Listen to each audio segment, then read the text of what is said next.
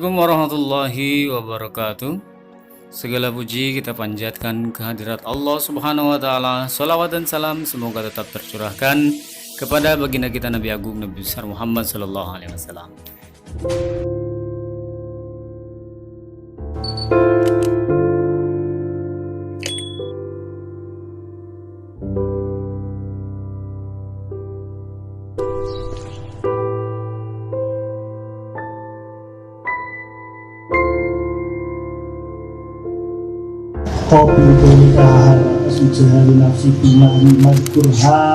Dengan deras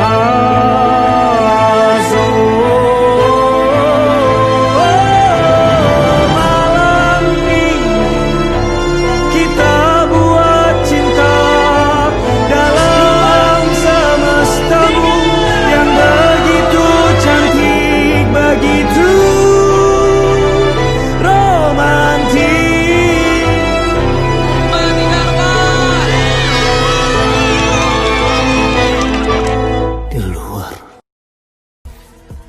Kembali ketemu dengan channel pendidikan agama Islam. Sebelumnya kita telah membahas pernikahan dari sisi hukum, memilih pasangan, mengenal mahram, rukun nikah, dan tujuan-tujuan nikah. Di video pertama, di video kali ini kita akan melanjutkan materi kita, lebih membahas kepada teknis pernikahan dari sisi undang-undang, kemudian kita juga akan membahas mahar, saksi, dan sebagainya. Baik, kita perkenalan dulu. Tak kenal maka ta'aruf, tak kenal maka kenalan. Ini adalah pembicara Rian Hidayat dari Semesta Semarang, dan ini adalah beberapa buku yang alhamdulillah sudah terbit. Intro perkenalan. Baik, mari sama-sama kita buka pertemuan ini agar mendapatkan ridho dari Allah Subhanahu wa taala dengan sama-sama membaca basmalah. Bismillahirrahmanirrahim. Baik, mari kita mulai dengan melihat berbagai macam foto pernikahan terlebih dahulu. Jika kita perhatikan di sini foto-fotonya berbeda-beda ya. Nah, ini menandakan bahwa setiap pernikahan yang dijalani bisa saja konsepnya itu berbeda satu sama lain. Ada juga adatnya yang berbeda-beda ya. Jadi ini misalkan si A menikah dengan si B menikah, suasananya nampak berbeda.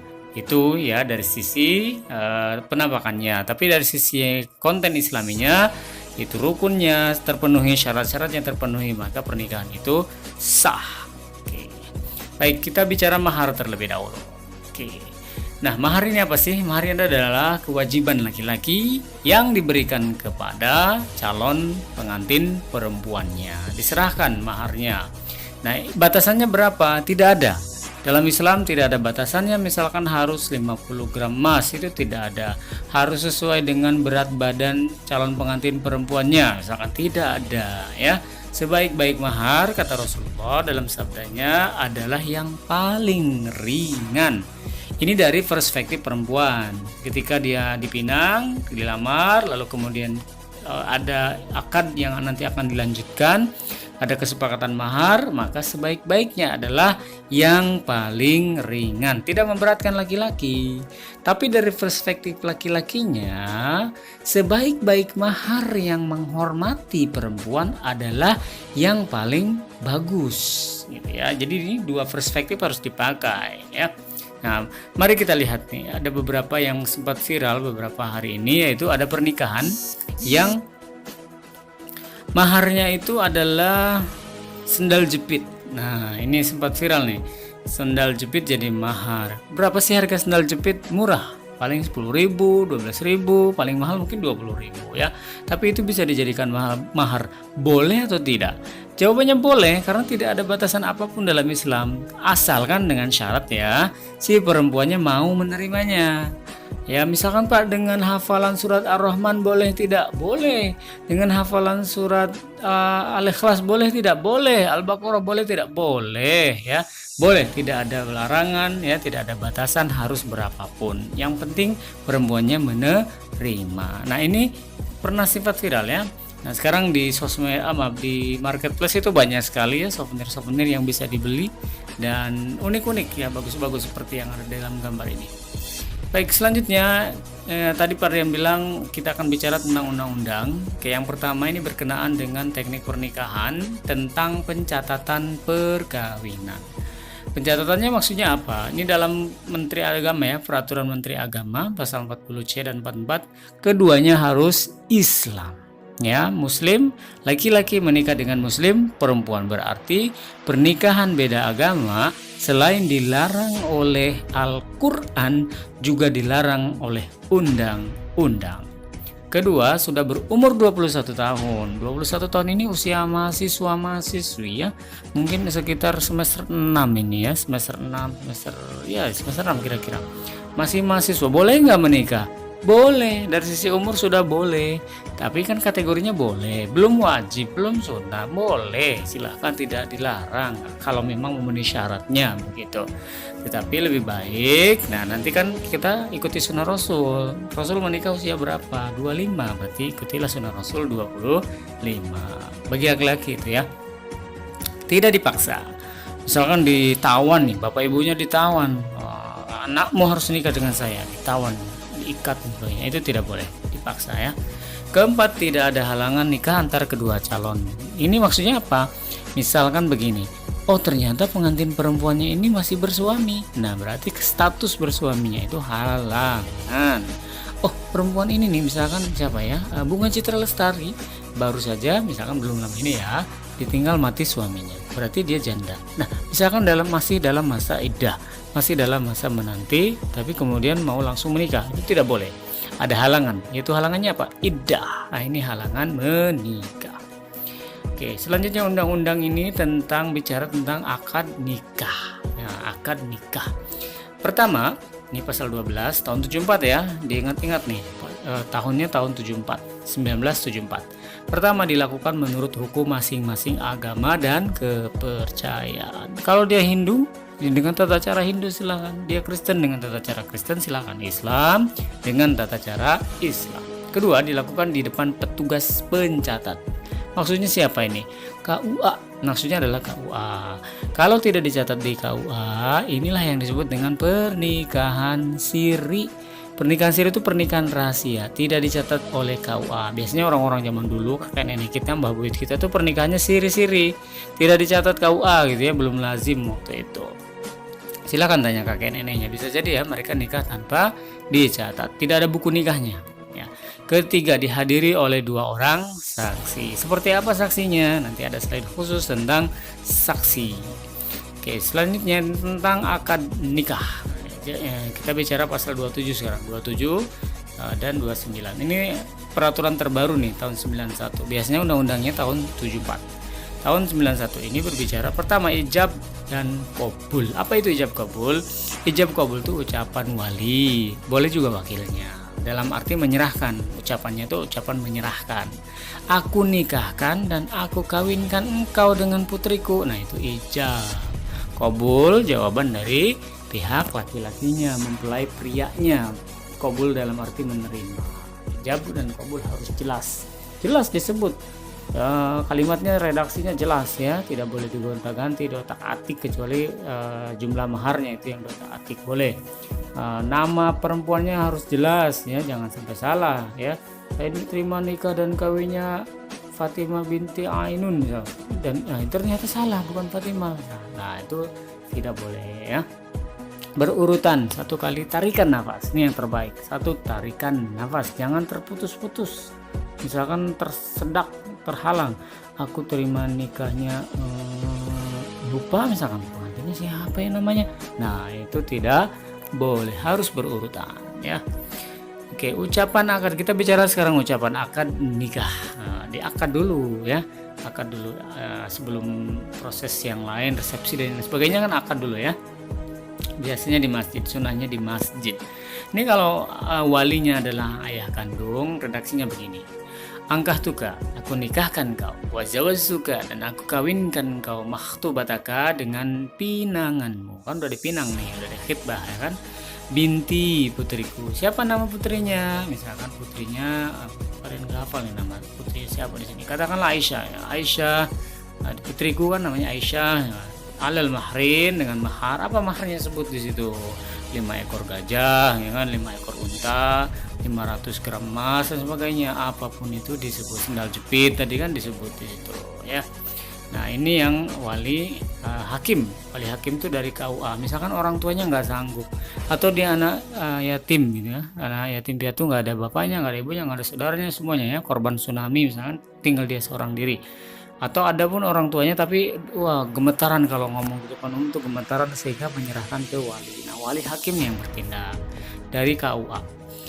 Nah, dia bicara beda, redaksinya sedikit beda. Angkah tuka, aku kawinkan kau. Jawaz tuka, dan aku kawinkan kau. Aku nikahkan kau dan aku kawinkan kau.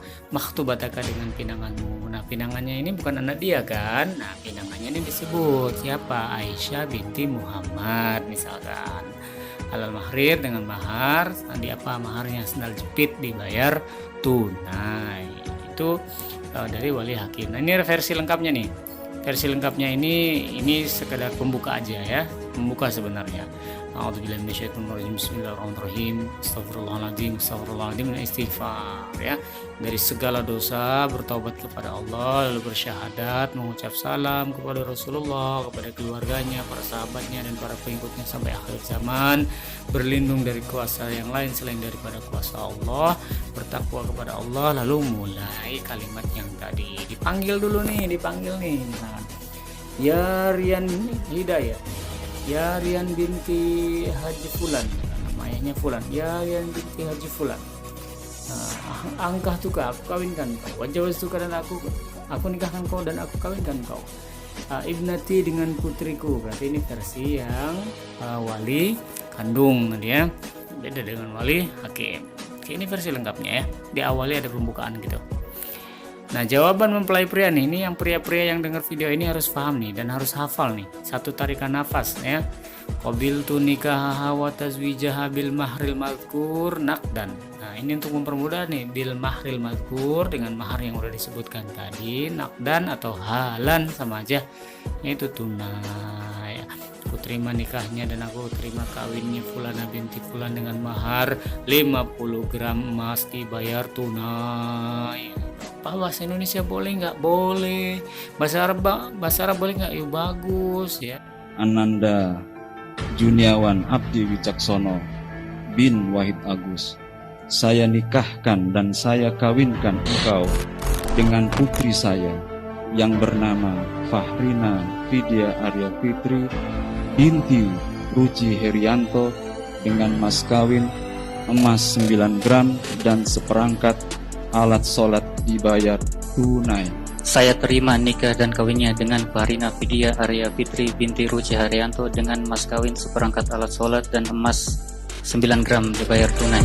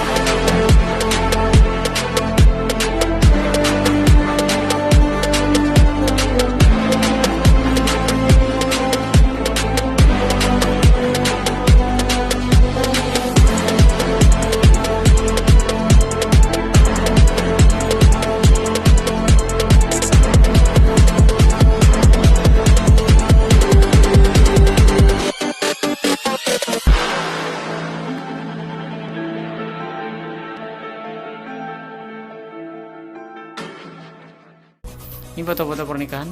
Mungkin diantara kita sudah sering ya menghadiri pernikahan.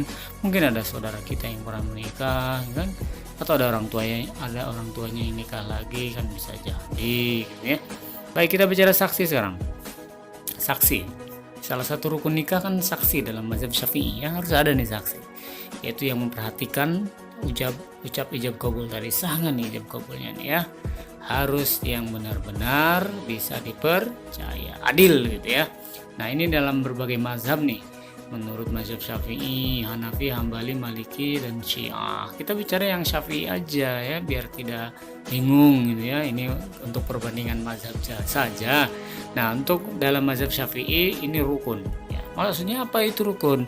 Harus ada dalam proses pernikahan. Kalau nggak ada, pernikahannya nggak sah. Ini sudah ada nih maharnya nih, sudah ada walinya. Ya, sudah ada pengantin laki-lakinya, sudah ada pengantin perempuannya, saksinya nggak ada, nggak bisa nikah, harus ada saksinya. Itu dalam mazhab Syafi'i. Oke, ini seperti apa orangnya? Nah, ini syaratnya. Ada perbandingan mazhab nih, Syafi'i, Hanafi, dan Hambali. Sedikit saja kok bedanya ya, sedikit. Tapi ya walaupun sedikit tapi tetap berpengaruh gitu ya. Kita lihat nih mazhab Syafi'i. Balik, berarti udah dewasa nih. Kakak kandung udah dewasa, ya boleh. Akal sehat, tidak gila, merdeka, tidak dipaksa, mampu mendengar, melihat, bicara dengan baik, fisiknya bagus. Kemudian laki-laki, ya nggak boleh perempuan. Kalau di yang mazhab lain ada boleh perempuannya tuh ya. Kemudian adil, bukan fasik. Nggak boleh dia tuh orang-orang yang suka berbuat fasik, berbuat kerusakan. Kemudian boleh keluarga dekat, boleh orang yang bermusuhan dengan pengantin. Misalkan mantannya sudah jadi saksi, mau nggak tuh ya? Nah, bukan orang yang sekaligus bertindak sebagai wali. Maksudnya beda, wali ya wali, saksi ya saksi. Jangan digabung-gabung ya, double job itu namanya. Halangan nikah. Nah, halangan nikah ini ada dua, selamanya dan sementara. Maksudnya selamanya apa? Ya dinding penghalangnya itu nggak bisa digonta-ganti, nggak bisa diotak-atik. Kalau udah ada ya nggak bisa nikah sama sekali gitu, selama-lamanya sampai kiamat. Pertama apa? Hubungan darah. Hubungan darah ini apa? Nasab, keluarga.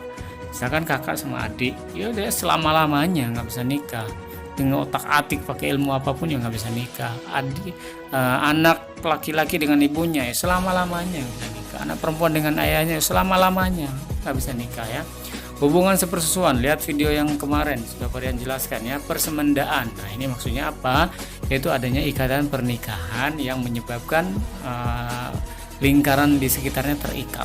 Misalkan ibu mertua, kan yang dinikahi adalah anaknya. Kemudian kita punya ibu mertua. Nah, itu selama-lamanya nggak boleh dinikahi. Kalau udah bercampur sama anaknya nggak boleh sama sekali ya. Ibu tiri juga sama. Hubungan li'an. Nah, li'an ini Parian akan perjelas nanti di pertemuan selanjutnya. Ada banyak istilah fikih, termasuk diantaranya adalah li'an, sehingga orang yang kalau melakukan li'an selama-lamanya dia nggak bisa nikah lagi, walaupun di akhirat bisa jadi dia udah musuhan ya. Ini permusuhan yang sangat besar sekali kasusnya nih. Nanti kita bahas.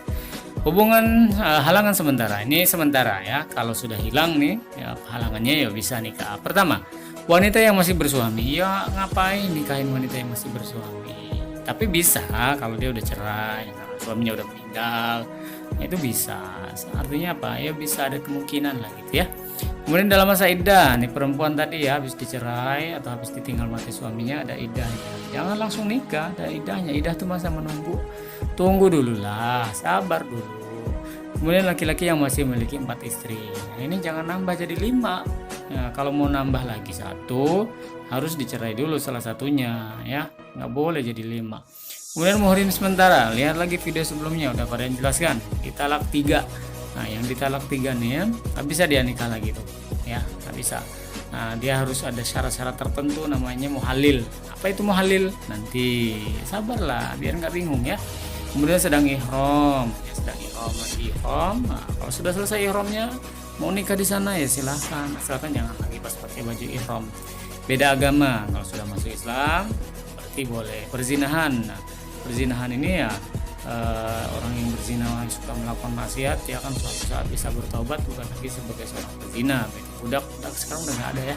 Kemudian sakit karena sakit keras ya, lagi sakit di nikah, itu sembuh dulu gitu ya. Oke, selanjutnya kita bicara hak dan kewajiban suami dan istri. Suatu saat nih yang dengerin video nih bakal jadi suami, atau yang perempuan bakal jadi istri. Ini pahami nih hak dan kewajibannya nih ya, penting sekali. Oke, kita bicara hak dan kewajiban bareng-bareng dulu. Kalau punya istri atau kalau punya suami, ini haknya nih bareng-bareng nih. Bahwa suami istri itu derajatnya sama ya, nggak ada yang lebih tinggi. Semuanya di mata Allah sama, yang membedakan apa? Ketakwaannya. Hak dan kedudukannya seimbang. Ya istri punya hak, ya suami punya hak, bareng-bareng. Kedua, suami istri mempunyai kewajiban dan tanggung jawab bersama dalam rumah tangga. Kalau suaminya di rumah ya bantu-bantu istri juga gitu lah ya. Kalau istrinya lagi lihat suaminya sibuk bekerja ya bantu-bantu juga, jangan cuek bebek begitu ya. Kewajibannya ya tanggung bersama. Punya anak ya bareng-bareng dirawat, jangan cuman istrinya aja yang merawat suaminya cuek. Jangan begitu ya, bareng-bareng. Ketiga, pembagian tugas sesuai dengan kodrat masing-masing. Kalau laki-laki fungsinya tulang punggung ya jadilah tulang punggung. Perempuan jadi tulang rusuk ya jadi tulang rusuk. Jangan dibalik nih, perempuan jadi tulang punggung, laki-laki jadi tulang rusuk. Bengkok ya, kacau semuanya kalau kayak gitu. Selanjutnya nih hak bareng-bareng. Kalau tadi kewajiban bareng-bareng, hak bareng-bareng nih. Pertama, hak bergaul sebagai suami istri. Istri punya hak digauli. Suami juga punya hak digauli. Dalam arti ya jangan dicuekin rumah tangga kok cuek-cuekan ya. Bareng-bareng lah bergaul suami istri ya. Bagaimana bergaulnya nih? Muasyarah bil ma'ruf, dengan cara yang baik ya, jangan pakai kekerasan, adanya KDRT macam-macam itu ya. Pernikahan nggak akan awet kayak gitu. Kemudian hak menisbahkan ya, anaknya tuh dinisbahkan, disambungkan kepada suaminya. Misalkan anaknya namanya Ahmad, namanya bapaknya Anas ya, Ahmad bin Anas. Jangan cari bin yang lain, apalagi bin tetangga ya nggak boleh ya, harus kepada bapaknya. Hak saling mewarisi ya, kalau bapaknya meninggal dunia ada anak ya anaknya mewarisi, istrinya yang mewarisi. Hak dan kewajiban mengasuh anak ya, bareng-bareng diasuh, dibesarkan ya, bukan kewajiban salah satu pihak saja, itu bareng-bareng harus dijaga. Selanjutnya nih kewajiban. Kalau tadi hak, kewajiban bareng-bareng, ini yang beda-beda nih ya. Istri ada 3. Patuh dan berbakti kepada suami. Berbakti, patuh, jangan membangkang atau nusyus. Kalau nusyus, membangkang, durhaka, ini tahapan-tahapan nih suami nih penting nih yang jadi calon suami nanti nih penting. Kalau punya istri terus istrinya durhaka, pertama nasihati dulu. Misalkan istrinya suka keluar tapi nggak izin ke suaminya, pergi aja, dinasihati dulu. Sayang, misalkan mana sayang, kamu kok kalau keluar kok nggak izin? Ya izin dulu, mau kemana? Ya suamimu ini tahu. Ya. Ternyata nggak didengerin, dilanjut aja. Ternyata dia emosi sama tetangga, keluar nggak izin sama suami. Namanya tidak menegur istri, diemin aja, biar tahu rasa gitu, diemin ya. Nah baru misalkan dipukul, masih dilakoni juga, tapi udah dinasihati, udah dijauhi ya masih dilakukan juga, dipukul. Ingat, pukulnya bukan pada posisi yang menimbulkan memar, penting ya, tidak boleh ada memar, tidak boleh ada luka. Ini juga tahapan, jangan langsung dipukul aja ya, belum dinasihati dipukul, ini salah suaminya kayak gitu. Kemudian suami menghentikan nafkah, stop nafkahnya, nggak usah dikasih lagi. Minta nasihat kepada kerabat yang dihormati, misalkan ibu, Aisyah tuh kok gitu ya, udah dinasehati gini-gini, tolong ya nasehati dia ya, tolong ya. Kedua, istri tinggal di rumah yang disediakan suami ya, suami ini harus bisa nyediain rumah ya, biar istrinya bisa tinggal di situ, itu kewajiban istrinya untuk tinggal di sana. Menyusukan anak 2 tahun kalau nggak ada penyakit, itu kalau ada penyakit jangan dipaksakan ya. Istri ada penyakitan misalnya dipaksakan, malah yang ada sakit kedua-duanya jangan dipaksakan. Suami nih kewajibannya nih membayar mas kawin. Mas kawin sebaik-baiknya adalah yang terbaik ketika menghargai perempuan. Memberi nafkah istri wajib nih ya, jangan jadi tulang rusuk tadi, harus jadi tulang punggung. Memberi nafkah kepada istri. Biaya pengobatan istri, kalau istri sakit wajib tuh ya, ini ibu rumah tangga ceritanya ya. Kalau istrinya bekerja juga kan lain cerita. Menyediakan tempat tinggal dan mengadakan perabot rumah tangga. Kulkas sediain lah di rumah. Masa di rumah nggak ada kulkas, nggak ada setrika, nggak ada rice cooker, gimana mau masaknya ya?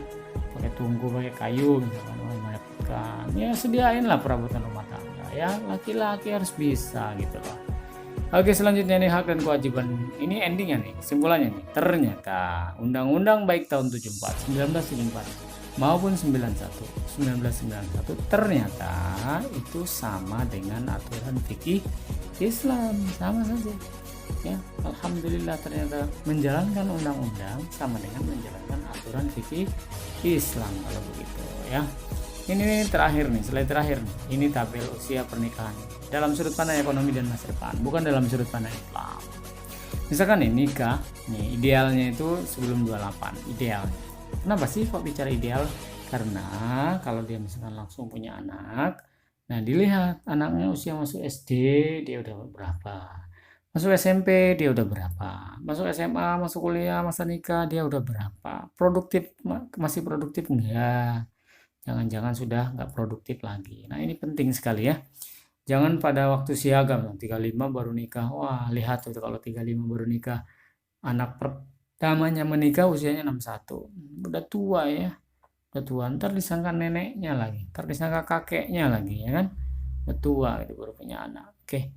Ini idealnya berapa ya? Idealnya mengikuti sunnah Rasulullah. Laki-laki berapa? 25 ya. Sesuai dengan usia Nabi ketika menikah dengan Khadijah.